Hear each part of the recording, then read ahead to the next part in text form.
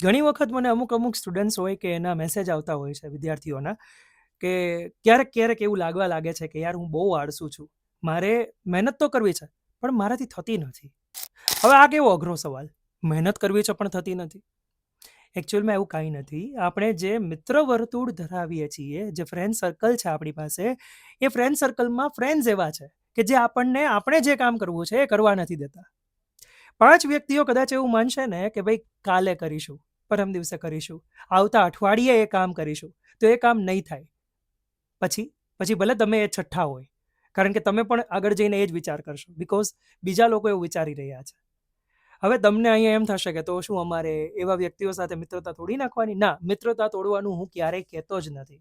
હું એવું કહું છું કે એવા લોકો છે એમનું સાંભળવાની જગ્યાએ પોતાના દિલનું સાંભળો. તમારું દિલ શું કહે છે?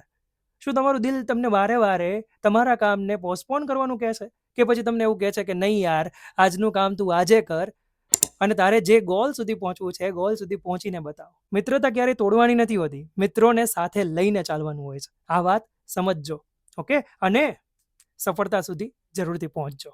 All the best.